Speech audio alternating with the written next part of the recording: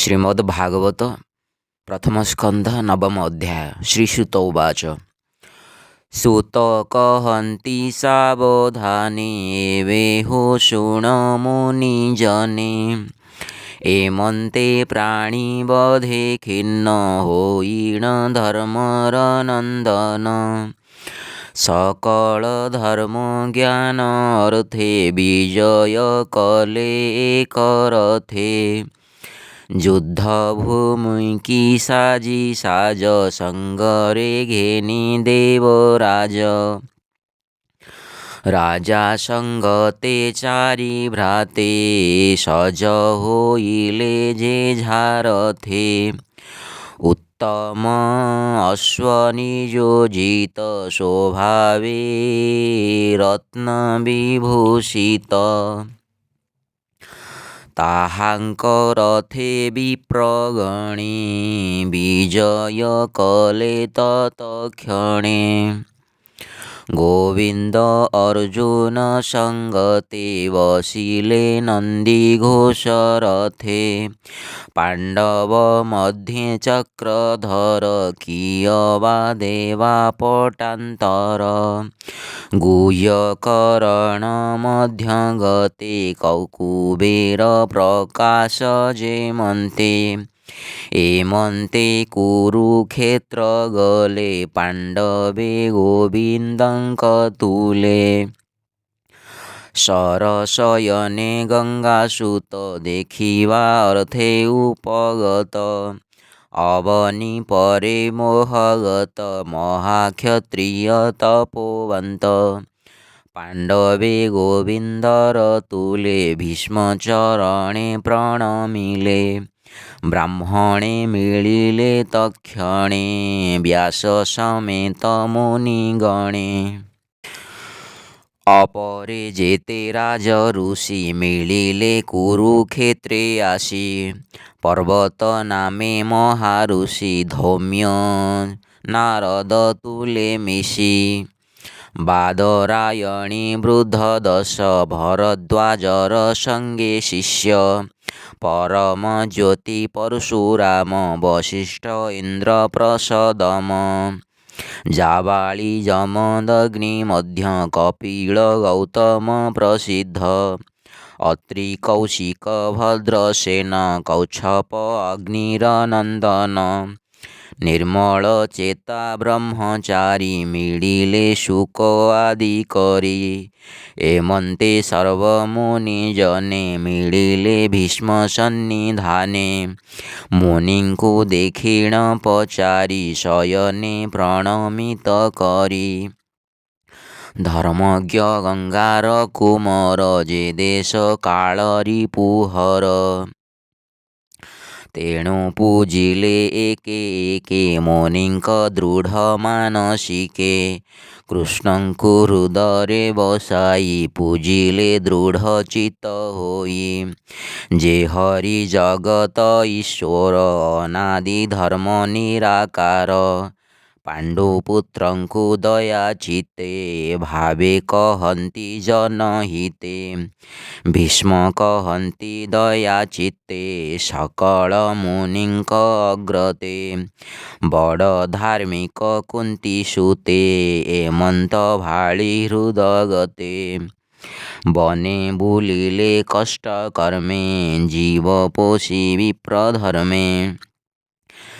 जेणु गोविंद आश्रिथिले अनेक संकट उतरिले।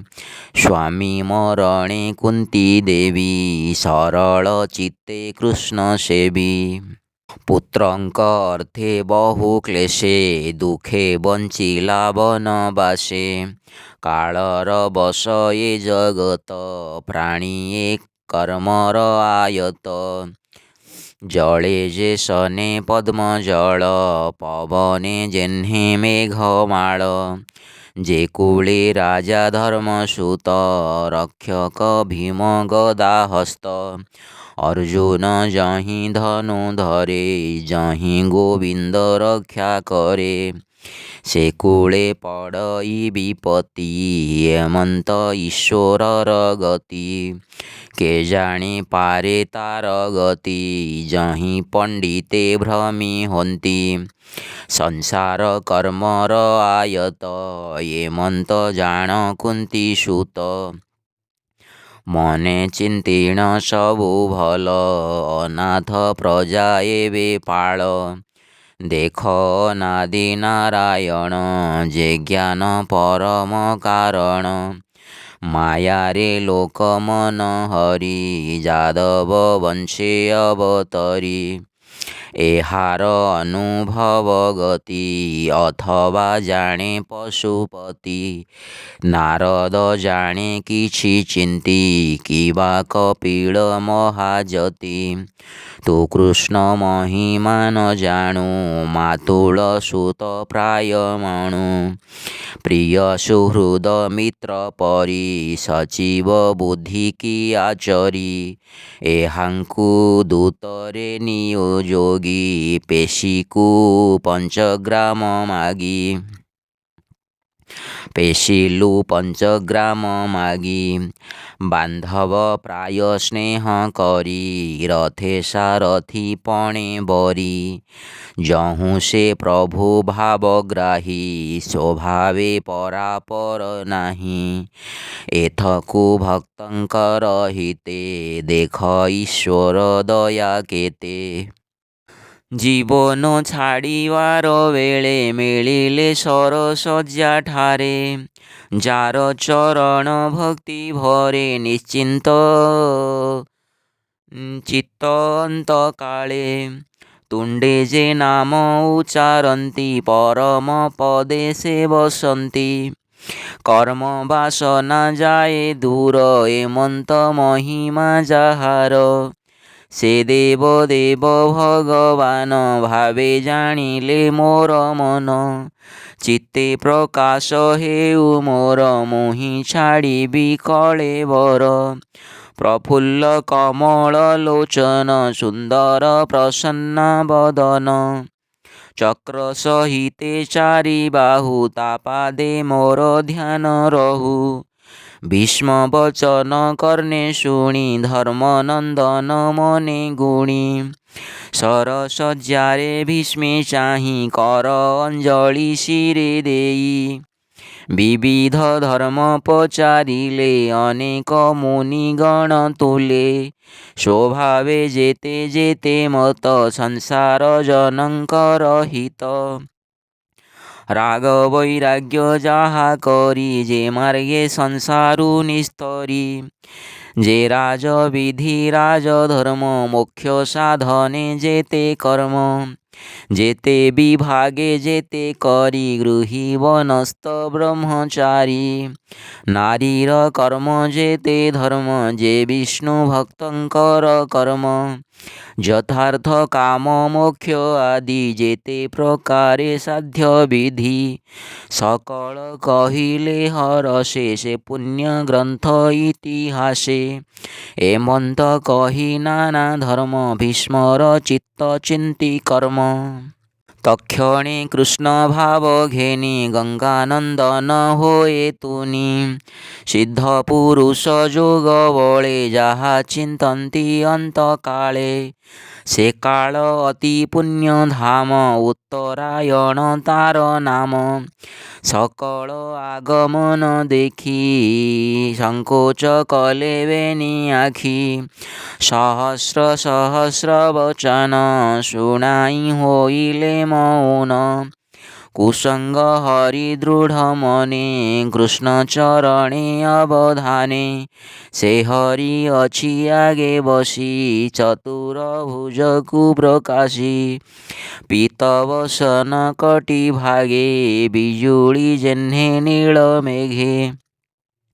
ଏମନ୍ତ କୃଷ୍ଣ ରୂପ ହେଜି ଭାବ ଗଦଗଦେ ଚକ୍ଷୁ ବୁଝି। ଧାରଣ ଯୋଗ ଧ୍ୟାନ କରି ସଂଶୟ ଦୂରେ ପରିହରି। ଯୁଦ୍ଧର ଯେତେ ଶ୍ରମ ଥିଲା ତକ୍ଷଣେ ଶରୀରୁ ଛାଡ଼ିଲା। ଇନ୍ଦ୍ରିୟ ଅର୍ଧେ ଯେତେ କର୍ମ ଚିତ୍ତୁ ଛାଡ଼ିଲା ମତି ଭ୍ରମ। ଅନ୍ତରେ ବେନି କର ଯୋଡ଼ି ବୋଲେ ଗୋବିନ୍ଦ ପାଦେ ପଡ଼ି। ଭୀଷ୍ମବାଚ ଏହି ପ୍ରକାରେ ମୋର ମନ କୃଷ୍ଣ ଅର୍ଜୁନ କୃଷ୍ଣ ନାମ। ସର୍ବ ବିଷୟ ତେଜି ଦୂରେ ଦିବ୍ୟ ଚେତନା ନିର୍ବିକାରେ। କୃଷ୍ଣ ଶରୀରେ ହେଉ ଲୀନ ଯେ ହରି ଜଗତେ ପ୍ରଧାନ। ଯାର ମହିମା ଯୋଗୀ ଜନେ ଚିନ୍ତି ନ ପାରେ ଯୋଗ ଧ୍ୟାନେ। ସେ ସୁଖ ପାଇ ଏ ଜଗତେ ପ୍ରକୃତି ନାଶେ ଅବିରତେ। ପ୍ରକୃତି ତହୁଁ ଏ ଜଗତ ପ୍ରବାହ ରୂପେ ଆତଜାତ। ତମାଳ ପତ୍ର ପ୍ରାୟ ବର୍ଣ୍ଣ ଯେ ରୂପେ ମୋହେ ତ୍ରିଭୁବନ। ପୀତବସନ କଟି ଶୋହେ ପ୍ରକାଶେ ରବି ରଶ୍ମି ପ୍ରାୟେ। ଅଳକା ଆବୃତ କପାଳ ବିରାଜେ ବଦନ କମଳ। ଅର୍ଜୁନ ସଖା ପାଦ ତଳେ ମୋ ଚିତ୍ତ ରହୁ ଯେ ନିଶ୍ଚଳେ। ସଂଗ୍ରାମେ ଅଶ୍ୱଧୂଳିକାଏ ଶିର ବଦନ ଧୂମ ପ୍ରାୟେ। ବିରାଜେ ଶ୍ୱେଦ କଣା ରଙ୍ଗେ ବିବିଧ ଅଳଙ୍କାର ଅଙ୍ଗେ। ମୋହର ତୀକ୍ଷ୍ଣ ବାଣ ପନ୍ତି ଯାର କବଚେ ଝଟକନ୍ତି। ସେ ପୁରେ ପଶୁ ମାର ପ୍ରାଣ ସ୍ୱଭାବେ ଯେହୁ ପରିତ୍ରାଣ।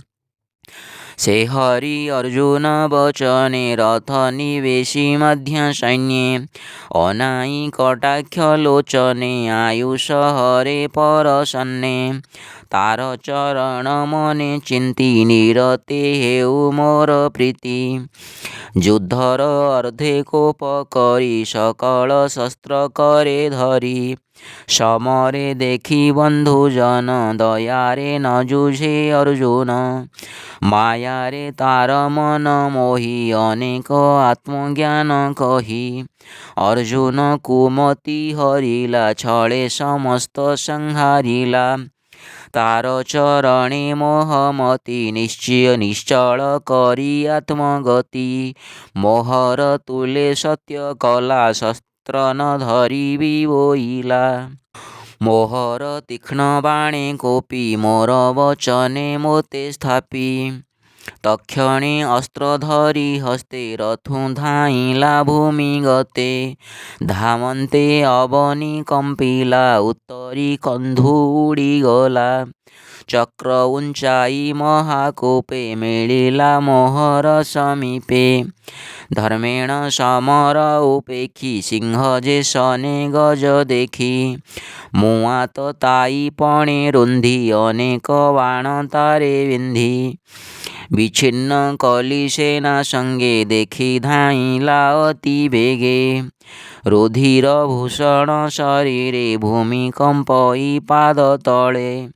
ସେ ହରି ଧ୍ୟାଇ ମୋର ପ୍ରାଣ ମୁଁ ଏବେ ପଶିଲି ଶରଣ। ବିଜୟ ରଥେ ଯେ ସାରଥି ରଥ ଆରୋହୀ ଶୁଭ ଚିନ୍ତି। ସଂଗ୍ରାମ କରି ଯେତେ ମଲେ ସାତ୍ୱିକ ମୁକ୍ତି ସେ ଲଭିଲେ। ଏବେ ସଂଗ୍ରାମ ଅନ୍ତକାଲେ ମୋ ଚିତ୍ତ ରହୁ ପାଦ ତଳେ। ଗୋପନଗରେ ବୃନ୍ଦାବନେ ରାସ ଉତ୍ସବ ଗୋପୀଜନେ। ଲଳିତ ଗତି ସୁବିଳାସ ମନୋଜ୍ଞ ହୃଷ୍ଣ ମନ୍ଦହାସ। ଯାହାର ସଙ୍ଗେ ଭାବ କରି ଭବସାଗରୁ ଗଲେ ତରି। ଧର୍ମନନ୍ଦନ ଯଜ୍ଞଶାଳେ ଋଷି ବ୍ରାହ୍ମଣ ଦେବ ମେଳେ। ଯାହାର ପାଦେ ଅର୍ଘ୍ୟ ଦେଇ ସୁଖେ ସୁନ୍ଦର ମୁଖ ଚାହିଁ। ସକଳ ଗଲେ ମୋକ୍ଷ ମାର୍ଗେ ସେ ଏବେ ଦିଶୁ ମୋର ଆଗେ। ନିର୍ମଳ ଆତ୍ମା ରୂପ ହୋଇ ଜ୍ଞାନୀଙ୍କ ହୃଦେ ସେ ପଶଇ। ସକଳ ଚକ୍ଷୁ ଦ୍ୱାରେ ଭାବି ଯେହ୍ନେ ପ୍ରକାଶ ହୁଏ ରବି। ଯେ ହରି ପଦେ ସୁଖେ ଭଜି ପଶନ୍ତି ଭାବ ମୋହ ତେଜି। ଶ୍ରୀସୁତ ଉବାଚ ଏମନ୍ତେ ଗୋବିନ୍ଦ ବିଷୟେ ଯାହାର ତତ୍ତ୍ୱଜ୍ଞାନ ହୋଏ। ଆତ୍ମାରେ ଆତ୍ମା ସ୍ଥିର କରି ପବନେ ପବନ ସଂହାରି। ଦେଖନ୍ତି ସୁର ନର ମୁନି ଗଙ୍ଗାନନ୍ଦନ ହେଲେ ତୁନି। जीव तेजिला भाव मोहे पशिला गोविंदर देहे। भीष्म मरण देखी भले जे अबा थिले कृष्ण तुले। सभये बसिले समस्ते पक्षिए जेह्ने दिन अन्ते। तक्षणे दुन्दुभि शबद देवदानवे कले बाद्य। साधु शबद शून्यपुरे पुष्पवरसे निरन्तरे। तक्षणे युधिष्ठिर जाई अनले भीष्म देह बहि। मुहूर्ते बसि दुःख मने उठी सकल महाजने। जे महामते स्तुति कले नमिले कृष्ण पाद तले। उठी सकले दुःख चिते गृहे चलिले निज पथे। पांडवे गोविंद संगते हस्तिना मिलिले तुरिते। तक्षणे अंतपुरे जाई अंध गांधारी की बसाई। गोविंद धृतराष्ट्र बोले युधिष्ठिरंकु राजा कले। जाहांक पिता राजा थिले से राजा सुखे राज्य कले। एमंत करी राजपण संगते घेनी नारायण। से नारायण पादगत शरण दास जगन्नाथ। इति श्रीमद्भागवते महापुराणे पारमहंस्यां संहितायां वैयासिक्यां प्रथमस्कन्धे युधिष्ठिरराजप्रलम्बो नाम नवमोऽध्यायः।